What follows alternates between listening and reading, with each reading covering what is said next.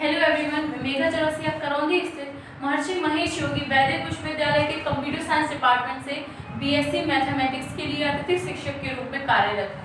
तो जैसा कि आप सभी को मालूम है कि लॉकडाउन के चलते आज की जो क्लासेस है हमारे विश्वविद्यालय के स्टूडेंट्स के लिए हमारे विश्वविद्यालय की तरफ से आयोजित करी गई है। तो सारे स्टूडेंट प्लीज मुझसे जुड़ जाइए और मैं आप सभी का स्वागत करती हूँ मेरे YouTube channel hitech learning changing the way of learning पर। तो हम अपनी नेक्स्ट क्लास स्टार्ट करते हैं। BSc mathematics second year second paper advance calculus से हम चैप्टर फर्स्ट पढ़ रहे हैं अभी, सीक्वेंस ऑफ रियल नंबर। उससे हमने पिछली क्लास में कन्वर्जेंस सीक्वेंस की डेफिनेशन और एक छोटा सा एग्जांपल देखा था। तो आज हम पढ़ने वाले हैं एक इम्पॉर्टेंट क्वेश्चन है, ये एग्जांपल है जो एग्जाम पॉइंट ऑफ व्यू से इम्पॉर्टेंट है बिकॉज ये काफी टाइम रिपीट हुआ है। तो देख लेते हैं हमारा क्वेश्चन क्या है कि prove that every convergent sequence it converge on unique limit. ये क्या कह रहा है कि जो हमारा कन्वर्जेंट सीक्वेंस होता है तो वह Sn की तरफ क्या होता है, L पर Sn की तरफ क्या होता है, कन्वर्जेंट होता है। तो वो ये बोल रहा है कि जो हमारी L होगी वो क्या होगी, यूनिक होगी। हमें ये प्रूव करना है। जैसे हम लिखते हैं कि Sn is convergent on L, ठीक है। तो ये जो L है ये यहाँ पे लिमिट है, तो कह रही है ये यूनिक होनी चाहिए, मतलब इसके अलावा और कोई नहीं होना चाहिए। तो चलिए हम प्रूफ करते हैं। तो सबसे पहले हमें क्या चाहिए, सीक्वेंस चाहिए। तो हम ले लेंगे less Sn n equals to 0 goes to infinite is a sequence of real number। हमने ले लिया। अब sequence of real number है, then Sn is a convergent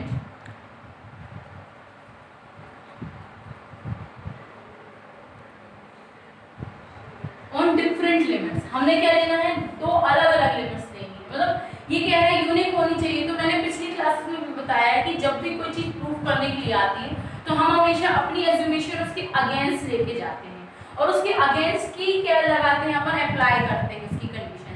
अगर हमारी अगेंस्ट की कंडीशंस क्या होती है, सेटिस्फाई हो जाती हैं तो हमारा एज्यूमेशन सही है।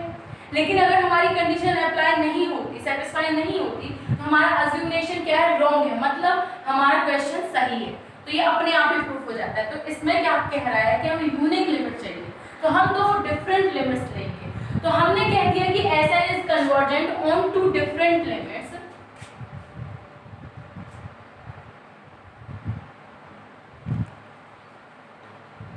डिफरेंट लिमिट्स, हम डिफरेंट लिमिट्स ले लेंगे L and M, such that अब यहाँ पे हमने दो डिफरेंट लिमिट्स ली हैं तो L not equals to M होगा first condition, and mod of L minus M is greater than 0 है, मतलब पॉजिटिव है, ठीक है, माइनस में नहीं आएगा, plus sigma equals to 1/2 L minus M है। ये कंडीशंस लेके हम सॉल्व करेंगे। तो हियर हमें क्या, यहाँ पे हमारी क्या बनेगी, दो कंडीशंस बनेगी। एक कंडीशन बनेगी लिमिट L के लिए, दूसरी कंडीशन बनेगी लिमिट M के लिए। हम केस फर्स्ट या कंडीशन फर्स्ट करते हैं। Case first, if sequence Sn is convergent on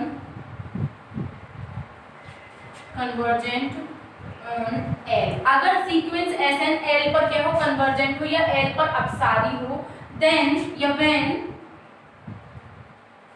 M1 equals to M1 for all positive integers, all positive integer, M1 equals to M1 sigma is exist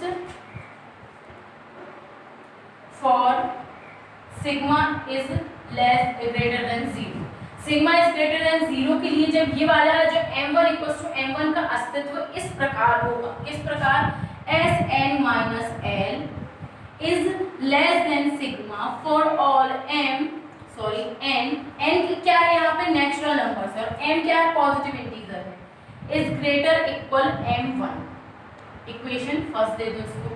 ये case 1 हमारा बन रहा है। यहाँ पे Sn minus L is greater then, ये क्या है, हमारी कन्वर्जेंट की क्या है, कंडीशन है। अब केस 2 बनेगा। केस हमारा 2 क्या बनेगा, if Sn n equals to 0 goes to be infinite is convergent on M। अब क्या होगा, m के लिए ये वाली कंडीशन है कि जब लिमिट m होगी और कन्वर्जेंट ऑन m होगा, मतलब Sn अभिसारी होगा m पर। when for all positive integer m2, यहाँ पे हमने m1 लिया था, यहाँ पे हम क्या ले रहे हैं m2 sigma is exist for sigma is greater than 0 के लिए m2 equal to m2 sigma इस प्रकार अस्तित्व में रहेगा। किस प्रकार? Sn minus m is less than sigma for all m n m2। Equation 2 ऐसा क्वेश्चन हमने पिछली क्लास में किया भी है, तो ये इजी है, आप टेंशन मत लीजिए। अब हमें दो इक्वेशंस मिल गई, एक लिमिट l के लिए और दूसरी लिमिट m के लिए। अब हम क्या करेंगे, लेट्स m मैक्स ले लेंगे, m equals to maximum m1 and m2। अब हम क्या कर रहे हैं कि मैक्सिमम वैल्यू ले रहे हैं m की, तो हम क्या करेंगे, इन दोनों पे अप्लाई करेंगे, मतलब m1 या m2 की जगह पे हम क्या लिख सकते हैं, m लिख सकते हैं। तो हमें दो इक्वेशंस और मिल जाएंगे, जैसे एक है हमारा Sn माइनस l m